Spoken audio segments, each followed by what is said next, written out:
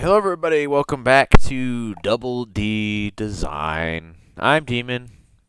Dragon. All right, and last time we were talking about writing in general, and Dragon, you brought up a really good segue. I know that I sent these to you beforehand, but I don't think it was on purpose. But today No, we're no, it talking wasn't. about NPC building. Um, it's just NPCs in general, specific things. I think we'll get into all of that stuff, but I think I just want to start with NPCs. When you build them, do you build them just throughout as the story requires, or generally speaking, do you build them before or during the campaign? How about that? Hmm.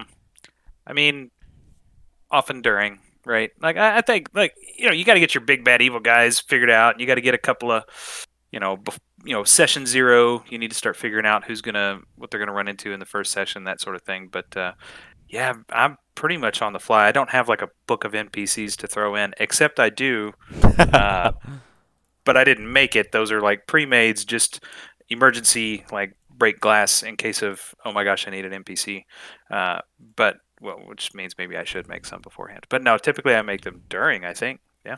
Yeah, I think that's a good point, right? Is that I think most DMs, if they're homebrewing things, will make their NPCs to fit the current need of the story, right? And but I think it's a good point that there are compendiums of pre-built NPCs, whether they just be stat blocks or entire personality builds or whatever. I think it's totally fine as DMs to be like, yeah, in emergency, I'm gonna break this glass and do it, or hell, you know what? I like these 5 NPCs. I'm gonna use all of them. I don't think there's anything wrong with adapting and adopting other ideas that are available to you, especially if like most of the work is already done. Definitely. Yeah. And it's I don't know. I almost use the pre-made or infinite, instant generators online. A book of pre-made NPCs or a generator online. I'll use that as a starting place because it'll give you things to think about that maybe you're not coming up with on your own. Oh Uh, yeah, like, oh, this guy's missing his left eye, and I'm like, well, that doesn't fit this. Maybe he's missing some other appendage, or there's some other thing going on with him physically. yeah, Just kind of starts the creative process a little bit to see some examples to get you where you want to be. yeah. That's a great point, and I also generally will make NPCs during the campaign, in between sessions, and then every once in a while, like you mentioned, you have your B bag and if especially if you're in like a politically oriented campaign, a lot of times I anyway will make those NPCs like before the campaign even starts because they're all important, and making them on the fly is not necessarily for me the most comfortable thing to do, No, um, no, but definitely not. and then using those generators, right? It's a good point. Uh, some of those generators will just give you like names. Some will give you names and backstories. Some will give you stat blocks. I know there's all sorts out there.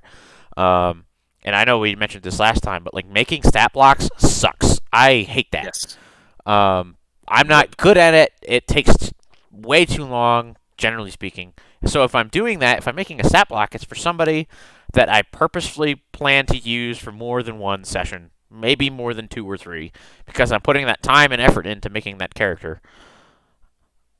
How do you feel if you're looking at, let's say, if you're trying to come up with a character, you have a concept, right? So what concept do you start with? Do you start like, oh hey, I want this person to be a paladin, or do I want uh, this guy is an elf, and that's as far as I've got? Like, how do you generally start that NPC building Um, process?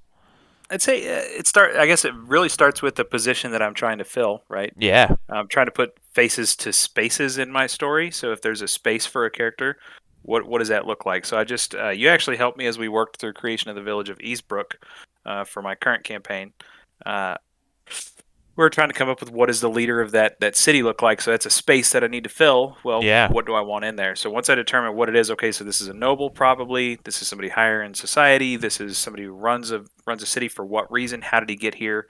and then that kind of starts all those questions, why and how, and these are the things where you sit and focus really on story and making a believable character versus stat blocks, right? So I mean, even now I've created that character. He's a uh, basically he's a dragon, human form, that sort of thing. A little bit of or a high society air about him, but he also runs a criminal underworld sort of thing.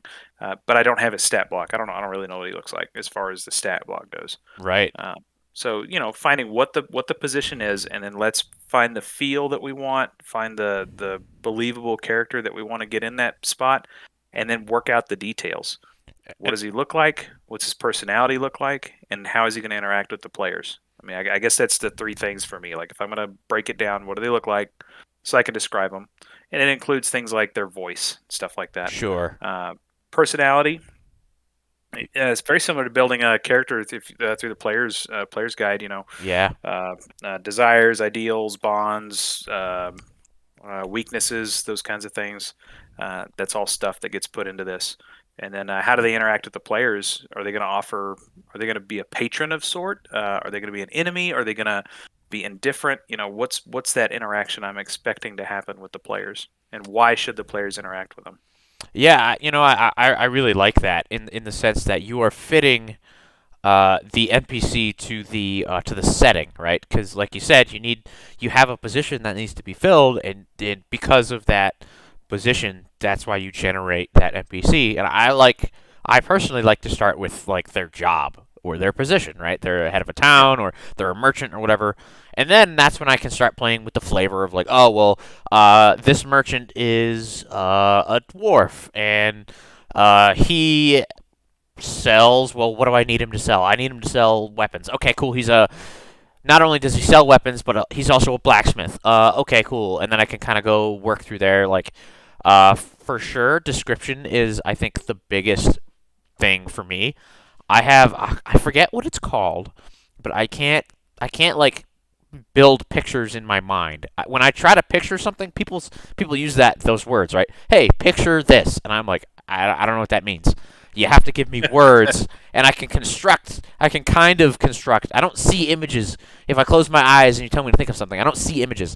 That's why I've kind of realized this like this past like week that like that's why I go so in depth with descriptions because I need all of that, all those words to make something appear, or at least kind of construct an image in my head from scratch. Um, it's I don't know, it's weird, but like yeah, description super important. As long as yeah, you've got that job filled, then you describe the character. Be that what they look like, how they sound, like you said, their voice, their personality. I know for D&D Fifth Edition, it's definitely like you have those dislikes, weaknesses, bonds, and whatnot. Pathfinder 2e doesn't really do that. It has a little yeah, bit, not really. but like it's not like broken out on a character sheet or anything like that. So that's something that I hadn't even really considered.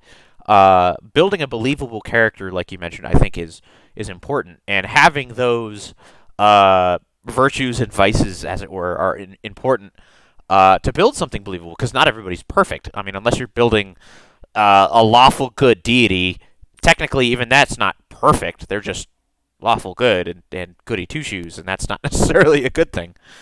Yeah, Um, yeah. I mean, lawful good, or you get into just the chaotic evil, oh yeah, and this yeah, applies a lot of times for the big bad evil guy. I mean, oh, he's evil and he wears scary armor and kills everybody. Well, that's to me in the way I play and the way I DM. yeah, Uh, that's not it's not fun for me. I like to have something believable. Maybe there is a big bad dude who's wearing scary, spiky, demon-looking armor and he's evil. But why is he evil? Why did he get there? yeah. Everybody gets to a point like that, and I love morally ambiguous situations. I Oh love giving that to my yes, players. Like yes. that ties into how you build that character as well. I think it's important to have your players interacting with NPCs that aren't immediately I don't know, obvious. Like you said, like, oh yeah, this guy's got flaming bone armor. Like, oh, that guy's clearly evil. Like, but is he? Have you taken the time to talk to this guy?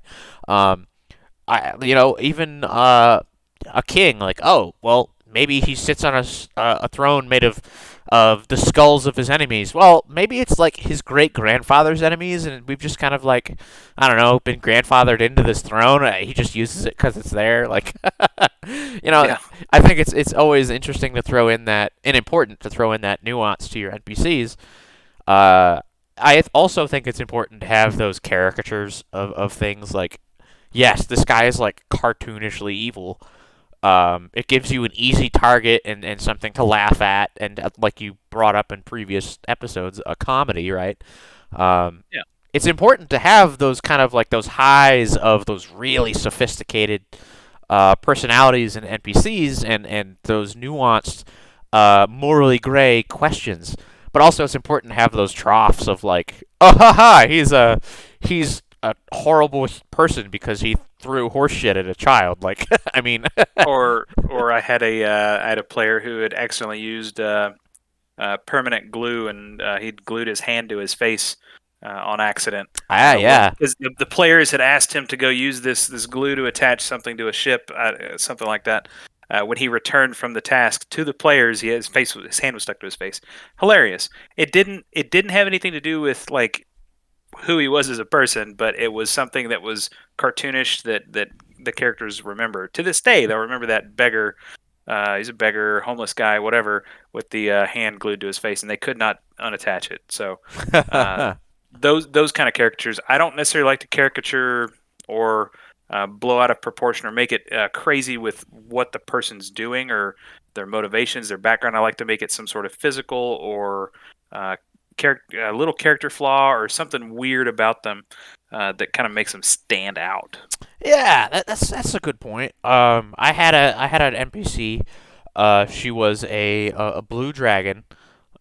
She was ancient, and she was one of the ruling members of the Council of Worms in my country of Draconia. And uh, Dragon, this is before you joined this world, but the players are interacting with this character, and they had brought her a letter, and this letter gave them permit or was granting them permission to do a bunch of things, like get things out of a vault. And in the moment, this character, I didn't have this beforehand, but like she looked at this piece of parchment and she like handed it off to a servant or whatever, and kind of went on about their business. But the players caught on that she like looked at it too quickly, and one of them had enough high enough perception to realize that it was upside down, and they were like, "Holy crap! This is an ancient dragon that can't read," and they thought that was the funniest thing on the planet. And like, Yep. just because you're a dragon, and just because dragons are supposed to be super intelligent, doesn't mean that all of them are. No, And they are. They're definitely. and yeah, yeah, and it's just fun to make those NPCs and those decisions in the moment that can really define a character. Um, and I had another NPC in that same campaign. He was an ex-adventurer. He was an old fighter, and he had killed a dragon in his early 20s, and he was a shopkeep now, and he was like in his 40s. He had killed a dragon with a magical axe, but like he was in the process of being eaten, and he lost his legs. And one of their quests was to like go retrieve some artifact, and they had totally forgotten about this guy, 5 or 6 sessions before, who had told the story until they came across like a skeleton, a dragon skeleton, and they're like, "Oh my god, that's kind of weird." And I was like, "Yeah, it's got you find an axe embedded in its skull," and they're like, "Whoa!" And then they're like, "Wait, are there legs in its mouth?" And they, shoved the skull aside, and there you go. There was a pair of human legs, like, and they're like, "Whoa!" And I think those little things are much better at defining the character. Like you said, it doesn't have to be super over the top. It's just something, a quirk or a little funny comedic moment or something physical. Really defines those homebrew, or even doesn't even have to be homebrew. You're the DM. You're acting out these NPCs. You could look at the book and be like, I'm going to act it this way, and it'll be totally different. But I think it's important to have those tie-ins to make the world seem real and the people in it important. Definitely. And if your characters, if your players uh, can remember and see and laugh or be afraid of, or if it evokes some sort of emotion. Yes. And yeah, I mean, fear and comedy are two, but there's endearing. They want to do some. They want to protect the character. I know in our game that I'm playing with you, or in our, I'm gonna have to start delineating these. Oh, In the yes. Pathfinder game we're playing, we have another player that plays with us and absolutely loves cute things and beasts. Any kind of like a uh, large ancient like kaiju or creatures, very caring and loving about animals and taking Yeah. care of animals, and I think this is just a personality trait of the player, Yes. not the character, because we've seen her play multiple characters and Yeah. continue to do this. So as we build characters, that's something else to think about is your players in that situation. If I were the GM in that one, which I'm Yeah. not, I'm a character in that one. But if I were the GM, I would definitely think about that and occasionally put a wounded puppy dog or a uh, you know cute octopus or whatever thing makes sense in that situation for the player because they love that stuff, and why not give them more of what they love? We're here to have fun, not to slog through my depressing, sad uh, idea of a real gritty story, which maybe that's what you want to do. And if that's what your players want to do, great, get after it. Right. Um, And it's never, it shouldn't be the DM like, hey, my wants trump all of the players' wants. It's like, no, it's a meld. It's a cooperative game, even if it doesn't oh yeah, necessarily seem like it all the time. And I think it's important for GMs, DMs especially, to when you're building these NPCs, like you said, taking the players into account, but don't forget that you as a DM are also technically a player, right? yeah. If you want to see something, you have the power to do that thing, generally speaking. So I am not interested in DMing a version of Hello Kitty Island Adventure. That's just not what I want to do, right? That's Um, fair. I haven't heard that if in a my while. players really want to do that, then there's Discord groups and there's ways we can do that. But I'm not going to DM that. Right, for sure. There you got to set boundaries for sure. Especially if let's say you're building an NPC that is like super evil, right? You don't have to be explicit about the evil acts that they do. You can always imply those things. Or if you don't want to include certain topics in your game, like we've discussed, then just like don't even mention those things. Now, Yeah. if you've written their backstory, you don't have to tell the players that. If that informs you, the amount of writing you do informs you on how you play that NPC, then yeah, you know what? You can say that this dude is a slaver and he's a sadist and stuff like that. Like, yeah, you can play that. You can try to figure out, get in that headspace of like, this guy's super evil. He won't care if he actually he'll enjoy it if he hurts one of the players, like in combat or something like that. Like you can play that off, but none of that stuff needs to be explicitly stated, and especially if your players are uncomfortable or don't want those sorts of interactions, then just use that Well, NPC at some other point, or don't use that NPC at all. and there's always alternatives, right? For So I sure. find I find the history of how we're going to get into history here. How the United States dealt with the slave trade and intercepted ships carrying folks across. Yeah.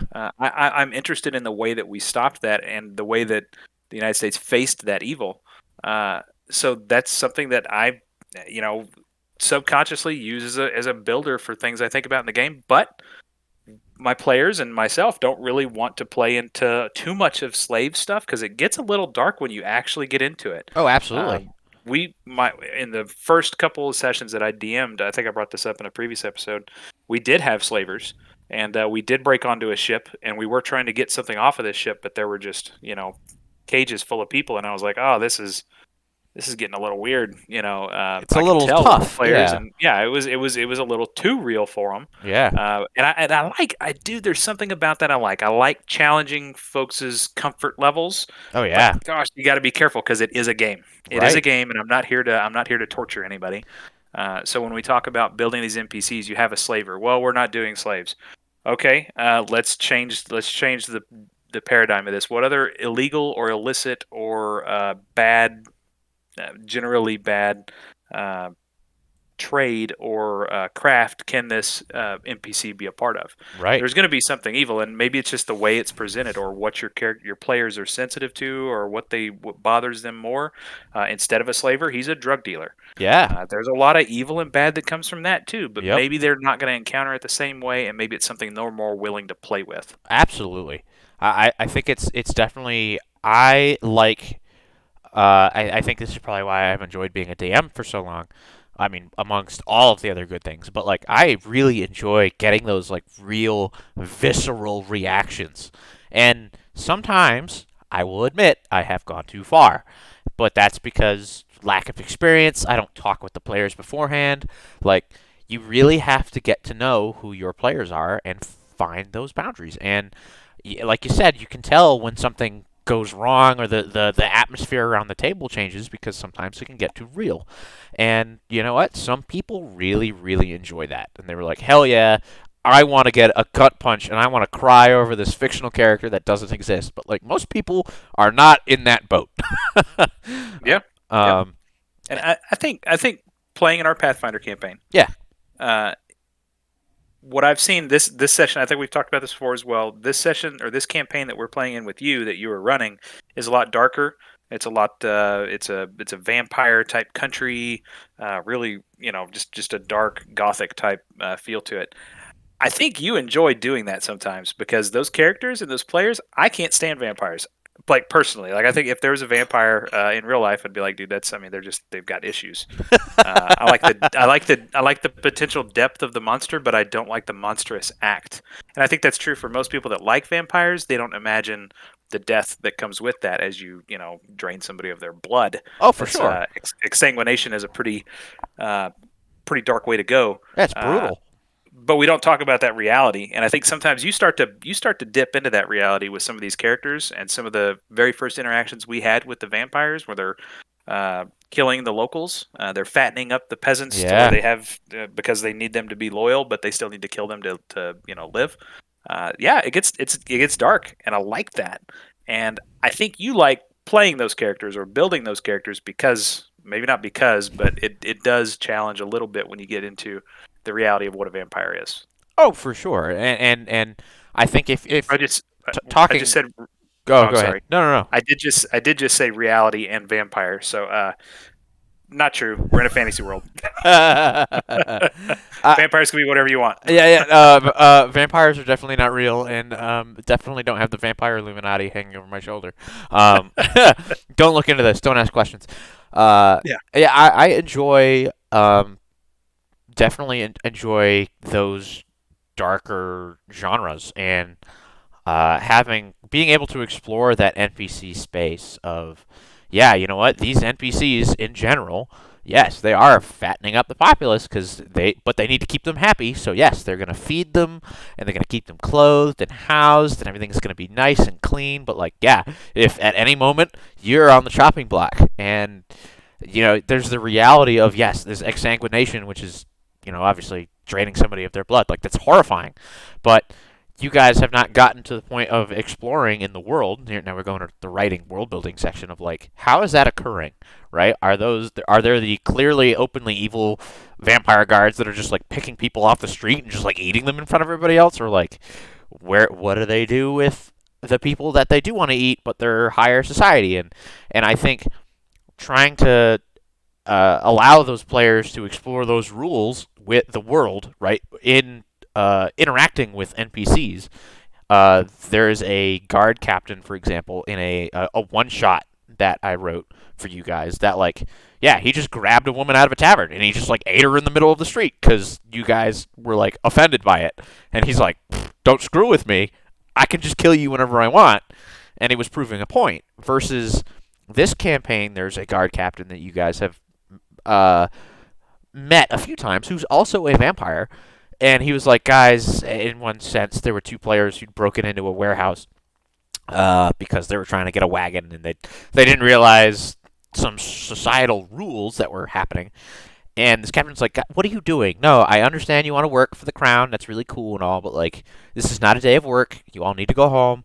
I'm gonna escort you. I'm gonna escort you home. Sure, because I don't trust you, but also because I want to keep you safe.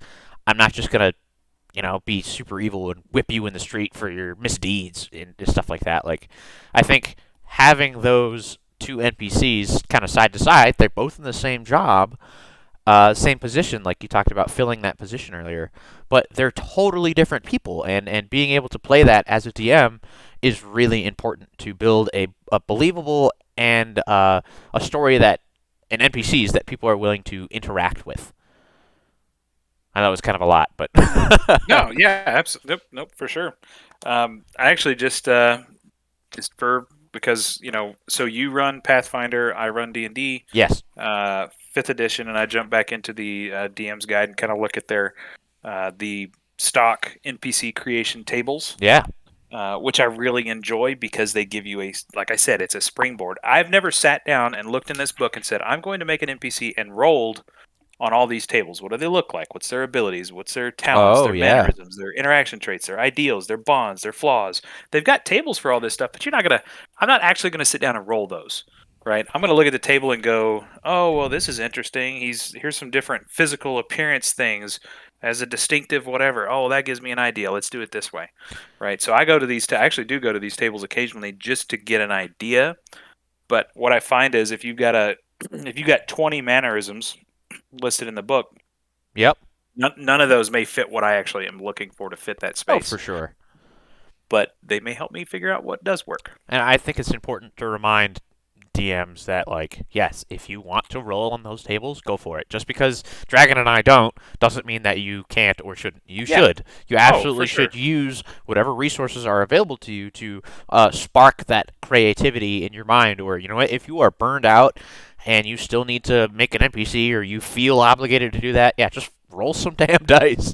Um, Here's another one that I did yeah. that kind of helps me. I have my little notebook, right? It's Carpe Diem on the front and Uh whatever. huh. Uh huh. It's my handwritten notes Seize the for carp.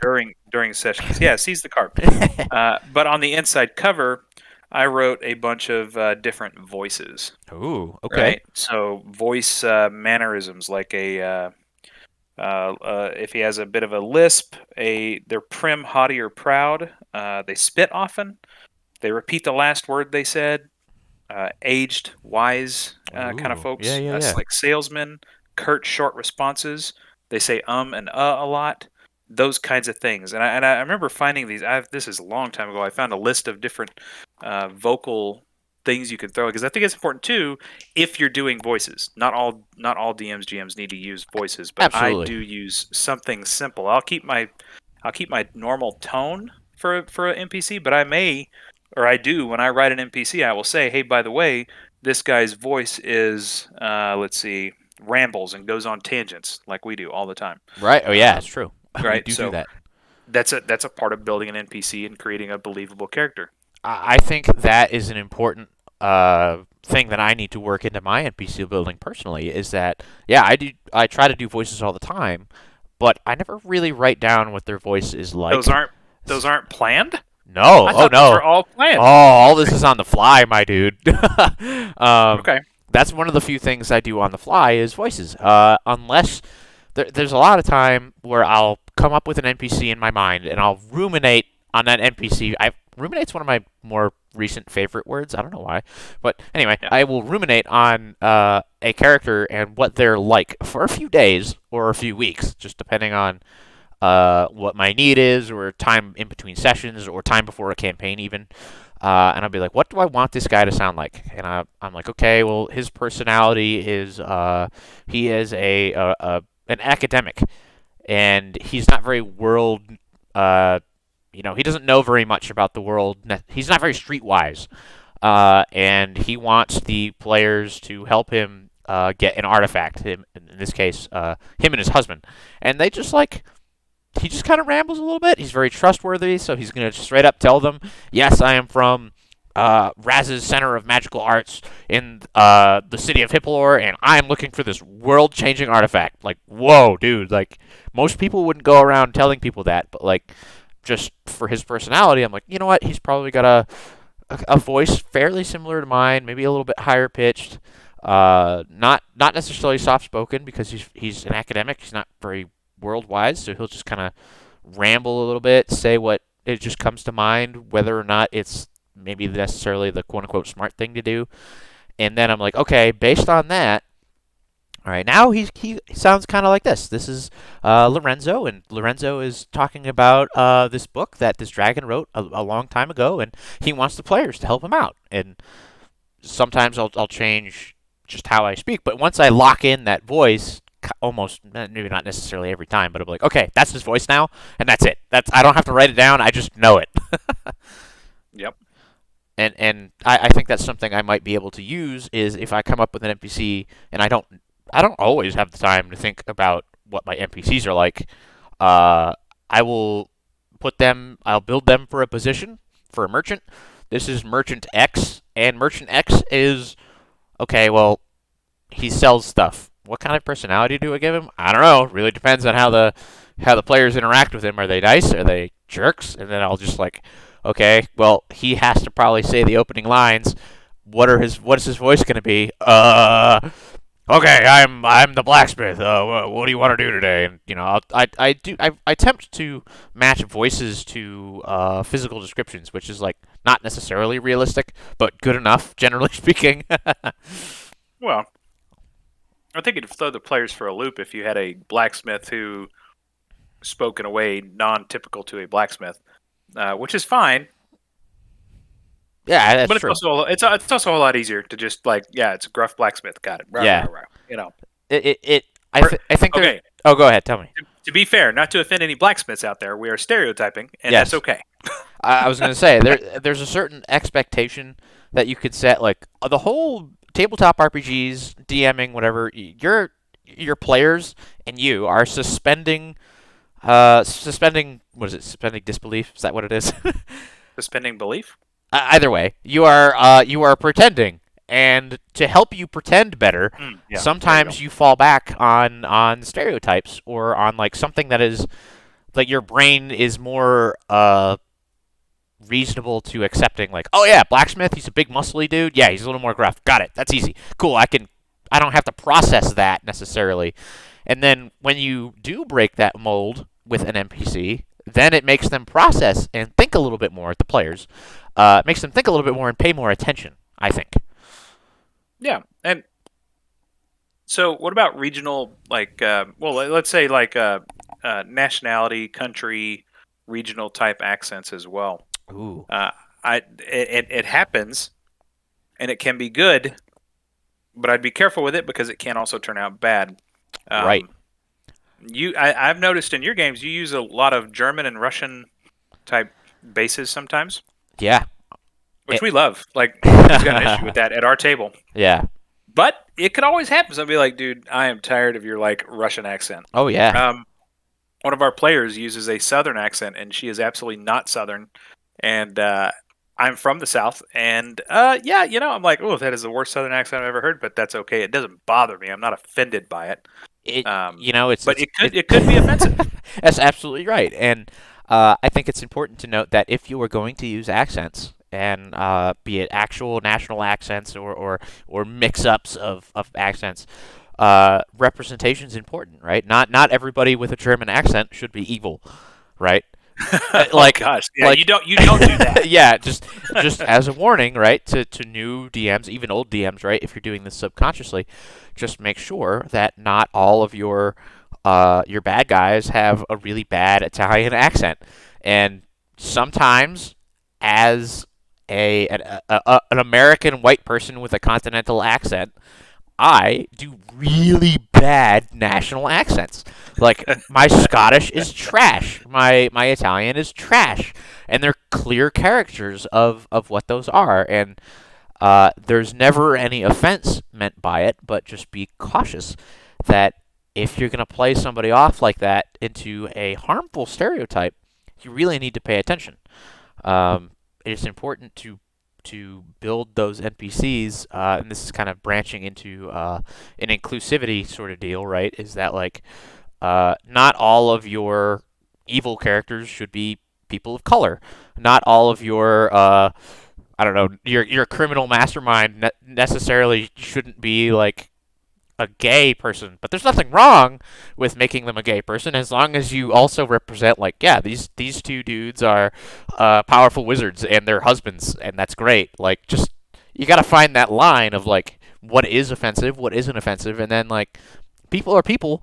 There are absolutely evil dudes from with German accents. There are also absolutely Uh, awesome people with German accents. Like Man, you were dancing around it. It I'm sucks. I get it. absolutely dancing So, around it, but everybody, I but think I mean, everybody gets the it's the point. same struggle. Dude, it's the same struggle in Hollywood. It's the same struggle in literature. It's the same. I Yeah, mean, everybody has to think about that. I mean, it's just something to consider. I wouldn't avoid a particular character type. Just don't make it. Not everybody is this way. yeah, It's the way I approach it, right? Like it's not like sure in my world, Drow, kobolds, Duragar, those type races are from the underworld, and they are typically less seen. They aren't evil. They aren't bad, but they're not the typical thing you see. And so like we're creating a world, and if you create a world, what's going to happen? You're going to have the same kind of questions that you have in the real world right. sometimes. Um, I The don't know, real just not world. not not not pigeonholing somebody into behaving a certain way based on race Oh, for is, sure. is is really important. And the real world absolutely informs how you write and how you build characters and NPCs. And yeah, don't pigeonhole characters into or certain. My dog is trying to play with his toys right now. He really needs my attention because it's almost dinner time. But anyway, drawing my There you go. attention away, right? He is an NPC that needs attention from the players, and he has a certain way of getting the players' attention. And building that personality as a DM is important. And especially if you're using a DM as a DM, using an NPC as a story device, or a story hook, like in our Pathfinder campaign. See how I redirected the conversation there. Yeah. That worked. That was real smooth. Trust me. So how in our Pathfinder campaign, one of the story hooks that you guys avoided, there was a young girl who was a vampire, and I had built her to be a story hook for a certain noble house. She was like 8 years old, and she has a raven, and she's blind, and she's supposed to be a little bit creepy, but like, maybe sounding trustworthy enough to deal with, and having that. So just building the NPC to fit that space, and then being able to play that NPC in that space is also important, right? Just building the NPC, sure, but remember, you can't if you don't think you can play something, like always challenge yourself. But if you know for a fact you can't play a certain thing, don't build an NPC for that. You're just, I mean, unless it's going to be funny, I guess. Yeah. uh, and I think it's important to challenge yourself as a DM or as a player. And here's a question for you, Dragon. As we move forward here, how do you build both NPCs, or rather NPCs versus player characters? Like if you were a player, right? You're a player in my campaign. How did you build your character versus how do you build your NPCs? Like what is the difference there, right? If any. Um, I mean, first off, the objective difference is the level of depth. Right. So I don't go deep on NPC stats and equipment and things like that. Like, yeah, I'll kind of take note of if they have a special magic item or they have a particular amount of money on them, that sort of thing. But I'm not going to build to that level of depth. Now, when we talk about the actual character itself, as far as personality, flaws, those kinds of things, even what race it is or what class it is. Uh, I mean, of course, with a player character, this is something that I want to play and enjoy, and I'm looking solely at me when I build Yeah. a player. I'm not looking at the other players. I would often prefer. I started out wanting to know what other classes were, so I could kind of fit a niche there, Yeah. or fill a gap. Really, I don't care anymore. I'm just going to make a character, and I'm going to make what I want to play. And often, I like casters and I like rogues. I don't really particularly like the martial type classes. I'm not into fighters and champions and whatever. It's not my thing. Paladins are about as close as I'll get. And actually, I Sure. do kind of like paladins sometimes, but I really like casters and rogues. Yeah. Okay, so that's the starting point. Well, what kind of races do I like? Well, humans are kind of boring, but yeah, they kind of get a little extra sometimes. I might do a human. I'm definitely not. I don't tend to play elves. I like dwarves a lot. That's all personal preference, right? Like, what do I feel like playing? Will I try to challenge myself sometimes? Sure, absolutely.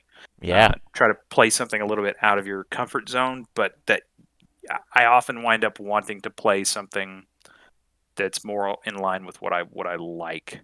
And I also like characters that I mean. There's one, for example, Marvin. He was a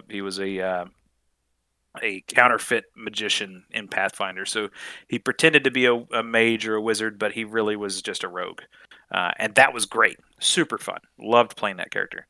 Um, yeah, so that's a personal decision. When I make an NPC, it's not about what I want to play. It's like I said, it's a space, Yeah. and we're going to come up with the personality. We're going to come up with what it looks like, and we're going to come up with how that NPC interacts with the players. Yeah. I think it's really important to make that distinction that I haven't played in a campaign, mind you, now for 6 years, and you Oh, are you are kind enough to coming have up, now allowed me into your game, which is amazing, and I am so excited. So dude. 6 years is a long time. I had to like dust off a little bit of work. I was like, I don't remember what it's like to build a player character, and I had built a couple for like one shots, but that was mostly stat block building, right? I didn't really build a personality to it.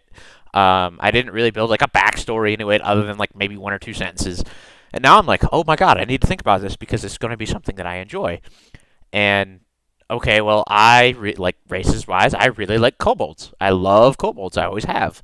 And my very very first character in my very very first tabletop, it was D&D 3.5. I know I'm young, whatever. Uh, was a dwarf. He was a fighter because that was easy, right? I went with the easy stats, and I was like, I'm gonna hit things. I don't know anything else about that. But now I can build something a little more nuanced. And I was like, well, I like druids. I always have. Okay, I'm going to do that. But, well, now I'm going to do a different class, subclass, and things of that nature.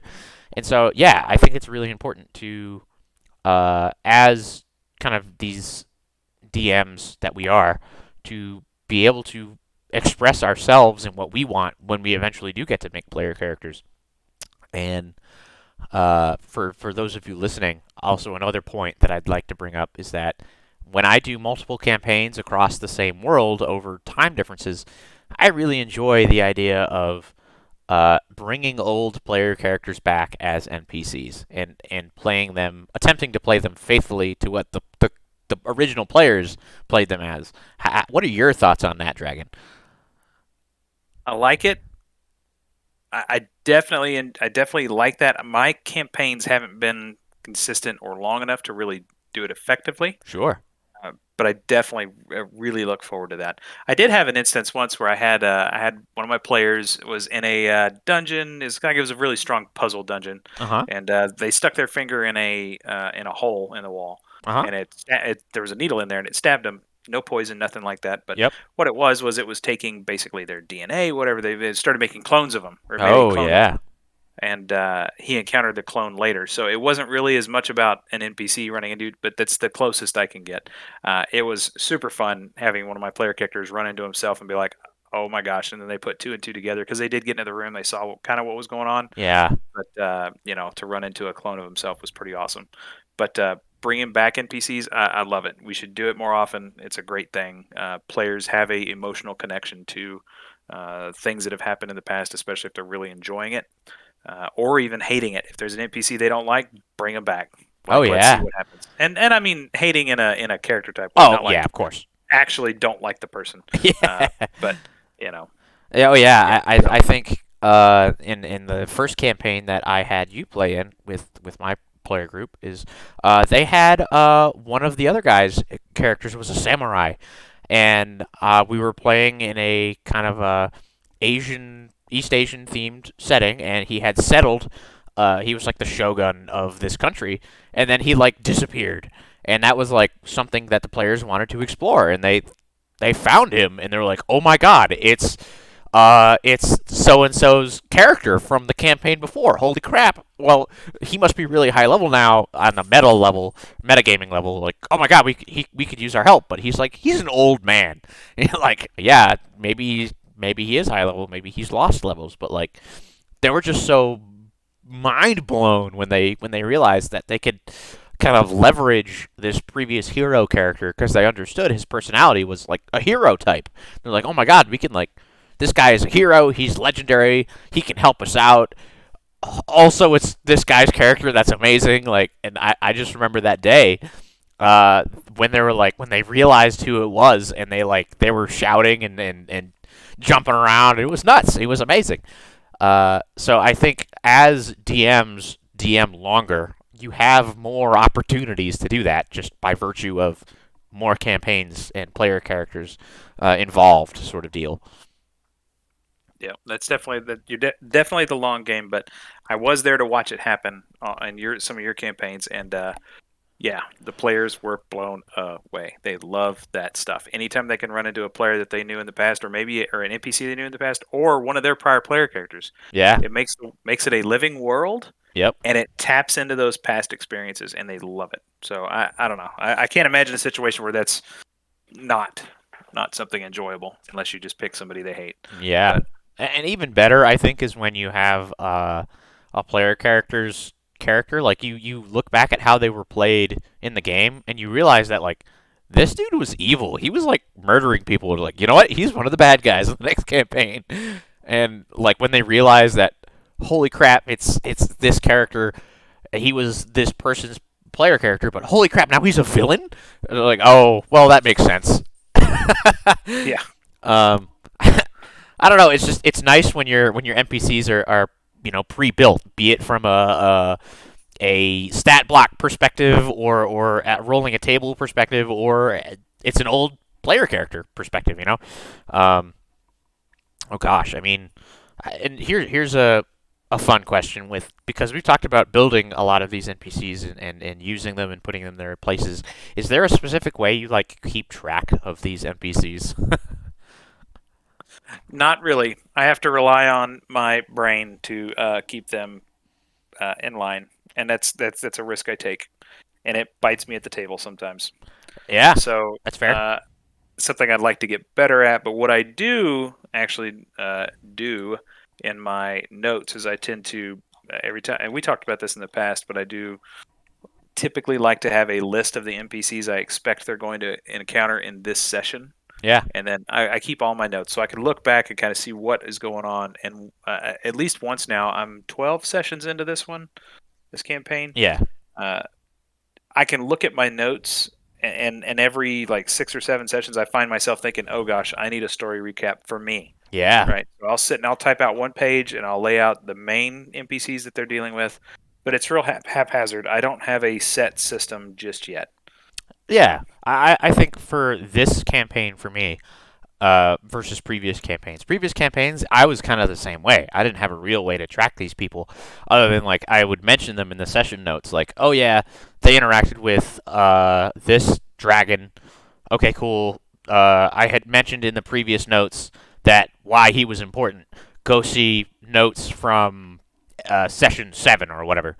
Versus now, where I have a list for this campaign of it's just called important NPCs, and like it's just a list of people, and it grows or decreases as I kind of see fit, and then that list includes what they look like, their class if they have it, race, age, gender, not gender, whatever, their occupation even, and then I'll just like copy and paste that block into like a session note. And I'll be like, okay, this NPC, bam. Now I have it right in front of me. I don't have to necessarily go back and look at it. And if I think like they're going to interact with this NPC 7 sessions later, I'd be like, oh, I don't really remember what that person was like. Yeah, I'll go back and then I'll copy and paste again. I'll be like, this is who this NPC is. Bam. Now they're there again. Um, And I might make a Word document with little tables and make a like a log of my NPCs. Yeah, I mean, whatever is helpful to you, right? It doesn't have to be a Word doc or I use Google Docs, whatever. It could be an Excel sheet or it could just be handwritten notes. And yeah, a lot of these things I rely on my brain to know what it is, and if I don't know what it is, then I at least can recall where I've written those down, or where I can look for either the proper inspiration or whatever. Because I have so many documents. Ugh. I mean, it's great. I love it. But at the same time, it's like, where do I need to look for this again? Oh, crap. It's in this document? Nope. It's in this document. Nope. It's crap. So trying to consolidate those things is important. And I think as we get toward the last 10 or so minutes here, what is, if you have one, what is the one NPC that you are either most proud of or most like connected to, Hmm. if you have one? Well, uh, I really like the okay. So Eastbrook, that we talked about building. Yes, it has a leader. The players haven't met him yet, so maybe I'm not married to him being a dragon. But in the past, I have had a dragon type uh, NPC Yeah. that walked around as a human most of the time. Yep. Really enjoyed that, and the players interacted with him a lot, and they didn't really know his name. Everybody called him the patron, Yeah. uh, and he sent them on some quests because oh yeah, that's creative. But they interacted with him quite a bit, and then they found out he was a dragon. He picked him up in his claws, and they flew up the coast and went to his little lair, and he kept him safe. And then he went out and he said, "I'll hold off the orcish and hobgoblin, goblin, whatever hordes, and fight the lich, and you run." And it just worked out really well. And he was very he was almost stereotypical copper or bronze type dragon, Yeah. and his human form was ornate dress with lots of jewelry and all the basic stuff. But he was fun to play, Yep. and my players enjoyed interacting with him. He was a powerful, friendly character, which they hadn't really dealt with in the past. It's always a powerful enemy or just a come and go acquaintance. Right. Right. So like the village blacksmith. They did enjoy some of those characters, but I kind of enjoyed that all knowing type dragon sort of play. It's weird, dragon and likes dragons weird, Yeah. Yeah. but Weird, you know huh? that one worked well. I also, of course, enjoyed the beggar that helped them, or the homeless person who helped them glue a piece of equipment to the bottom of a ship and then glued his hand to his face. That was quite fun. I Yeah. don't know if they'll ever interact with him again. Uh, Man, yeah, really, really, really. There's been some interesting times. I think the worst one I ever made, and the one that I most regret and will never make again, was a. I don't know why it wound up this way, but I had to come up with him on the fly. But it was a tall, hairless, very tall, hairless man in a very skimpy robe, and he really kind of put off like just the way I built this character. I'm going to say it is he put off a weird pedophile type vibe, Very, very much and pervert. pervert. And this was in the period of time when we had just explored the slavery issue and was like, ooh, I don't think I like this. And then of course, what do? I make this super creepy guy Yeah. that they're stuck in his house, and I was like, oh god, done, get away, Yeah. Yeah. Yeah. like gross, gross, gross. I don't like it. Yes. So yeah, I mean, man, some good ones and Not some so that good didn't ones. work out. Yeah, I think as a reminder to DMs out there is you have the power. You have the power to do these things. You also have the power to correct these things. jeez, um, and yes. and I have an NPC that I have been attached to for a very, very long time, and I have used them multiple times with multiple different playgroups. And he's a bad guy, to be clear. And this took place, the last time I used him was the campaign before you jumped in with Pathfinder Dragon. But he's a kobold. Lo and behold, I like kobolds. But he's a kobold anti-paladin, and not only is he an anti-paladin, he's a Grave Knight anti-paladin, which Hmm. he's undead, and he's a lich technically, and his phylactery is his armor. But I was like, you know what? This guy is so evil that not only does his phylactery his armor, but his armor is also like adamantine and enchanted. So good luck destroying him. Like kind of making him a Right. little overpowered. He was supposed to be kind of an end game boss, and he ended up being that way.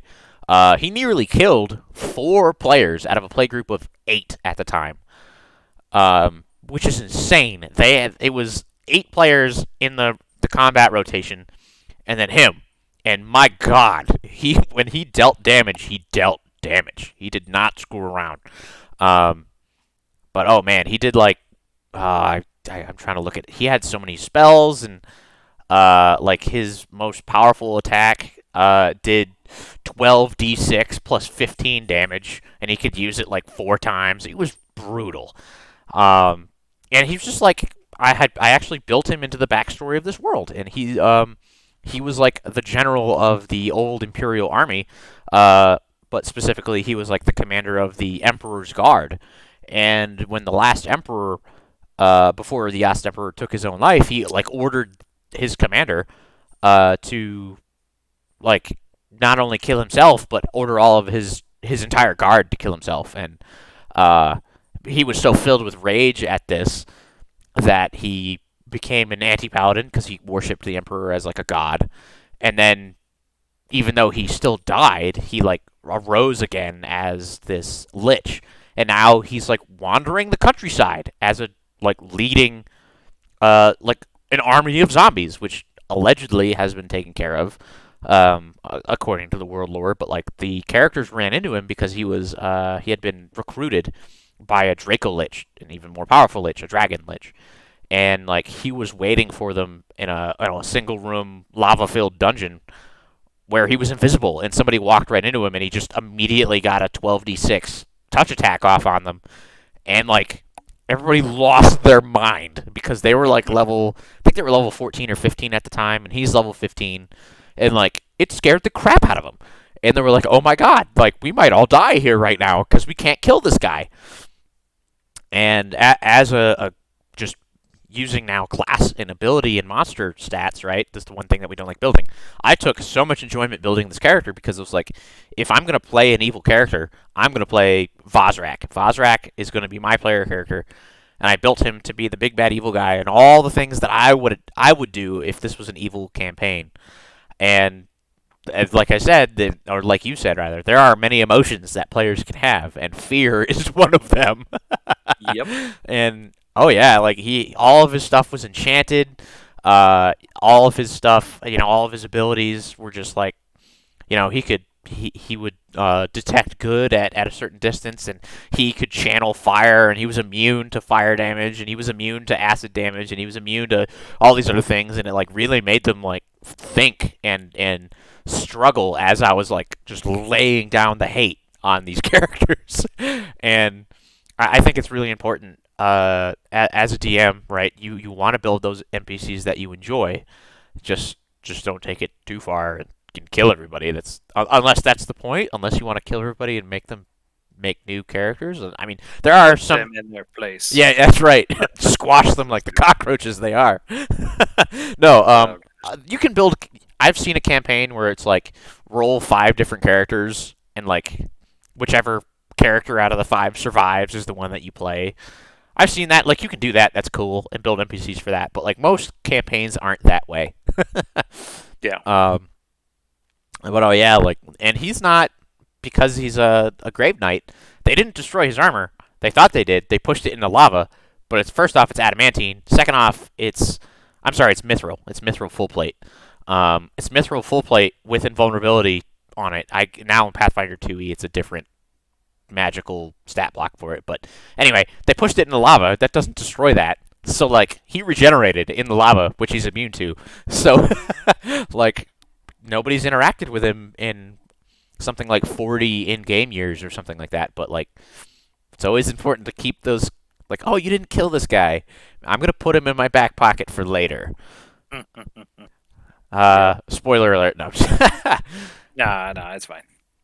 But yeah, man, I mean, I think we talked about a lot of NPC things here. Any parting thoughts here? Uh, no, just I think. Well, okay, so yes, have fun with it. and think about it. Give it some time. Sure, sometimes we have to just make somebody up on the fly because your players are going to see. Oh, I'm going to walk up to the first person on the street, and you're like, oh God, who is that? Yeah, you're going to have to just make it up sometimes. Boblin the But Goblin. Boblin the Goblin. You've met Schmeckle the Thief, I guess. Like I don't know, some guy. And that's okay. You have to do that, Yep. and you got to get good at that. And you can have tables and stuff to kind of help you with that. But if you're going to plan them out for the story, and you're going to actually build some of the important NPCs, uh, have fun with it. Consider your players. Make it. Give them. I like to. This is my personal preference. I like it to be kind of realistic. I want an enemy who is believable as a person. Are there psychos out there that are just evil to be evil? Sure, but a lot of times there's a reason why they're evil, and Yeah. think about why that is or why they do what they do. So get to the root, and then you can kind of play through that a little bit better for your players. And when you build them, for me, like I said, in general, it's appearance. It's going to be their appearance, their personality, and then how they are supposed to interact with the player. What is their role in the world? So, what do they look like? What are they like as a person? Yep. And then how do they interact? Yeah, I totally agree with all of those things. Remember, it's a cooperative game, and you are building a world. You are the storyteller as the dungeon master, and you just want to make this immersive, uh, beautiful, but also believable, and maybe sometimes absolutely horrible world. And just take And, those things into consideration. and storyteller, also story facilitator. Yes, yes, yeah. You So, and that's a good distinction because next time we're talking about railroading. are you serious? I Really? am absolutely Hey serious. man, that's two shows in a row. This is that perfect. This is perfect. It works. I like it. I'm just gonna. I didn't even know that. honestly, yeah, this is great. Yeah, next time we're gonna talk about railroading and as DMs how we deal with railroading, what we do to avoid railroading, and how to cover up railroading so the players don't notice. Yeah, because I mean, you're gonna have to do it. We'll get into it next time. But yeah, Absolutely. Well, hey, Dragon, thank you for joining me. as always. And thank you guys for listening. Next time, railroading. This has been Double D Design with Demon and Dragon. See you guys next time. See ya. So.